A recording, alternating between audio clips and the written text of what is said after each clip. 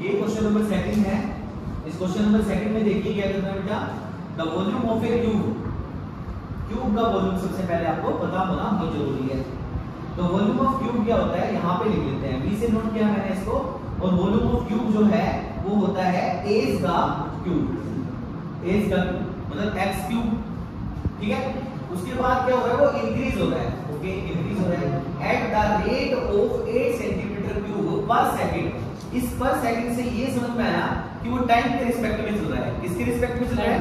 Time के respect में चल रहा है। इसका मतलब हमने इसको टाइम के रिस्पेक्ट में चेंज करना है। तो चेंज किया तो डेरिवेटिव से करना पड़ेगा, dv/dt करना पड़ेगा। और आपको अच्छे से पता है कि डेरिवेटिव करते हुए ये वाली पावर क्या चली जाती है, आगे चली जाती है। तो बन जाएगी 3x और एक पावर माइनस होके 2 बन जाएगी। अब हम चेन रूल से इस x का भी करेंगे तो क्या बनेगा, dx/dt बन जाएगा, ओके। डायरेक्टली बात आगे देखते हैं। इससे क्या होगा, how fast is the surface area. देखो सरफेस एरिया, किसका सरफेस एरिया करना है, क्यूब का। सरफेस एरिया इंक्रीज किसका, क्यूब का, ठीक है ना। व्हेन द लेंथ हमें दे रखी है 12 सेंटीमीटर, 12 सेंटीमीटर दे रखी है। तो इंक्रीज करना है सरफेस एरिया। साइड में सरफेस एरिया का फॉर्मूला और लिख लेते हैं। क्यूब का सरफेस एरिया क्या होता है, क्यूब का सरफेस एरिया होता है 6x²।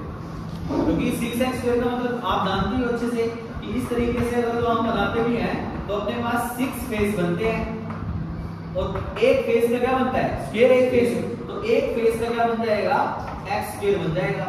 तो 6 फेस का क्या बन जाएगा, 6x² बन जाएगा। तो ये फॉर्मूला आपका आ गया, क्लियर। उसके बाद हमने क्या किया, इसको ds/dt किया, इंक्रीज कर रहे हैं। तो ये कितना बन जाएगा, 12x और dx/dt। तो dx/dt ये आ गया। लेकिन यहाँ पे वॉल्यूम ऑफ क्यूब ये दे रखा है। देखो वॉल्यूम ऑफ क्यूब क्या दे रखा है, 8 सेंटीमीटर क्यूब पर सेकंड। तो आधा क्वेश्चन कर लिया हमने। अब जो चीज नजर आ रही है उसको पुट कर लेते हैं। dv/dt की वैल्यू हमें नजर आ रही है 8 हमने पुट कर लिया यहाँ पे, 8 सेंटीमीटर क्यूब पर सेकंड यहाँ पे हमने पुट कर दिया, ओके। अब यहाँ पे कितना है, 3x², इक्वल्स टू 3x² और dx/dt। अब जो ये वैल्यू आएगी, ये जो वैल्यू आएगी वो नीचे चली जाएगी, बिकॉज हमें dx/dt चाहिए वहां पे, ठीक है।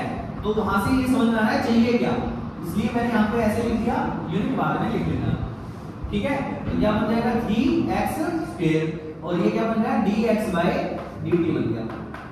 लो ये dx/dt की वैल्यू आ गई है, क्लियर।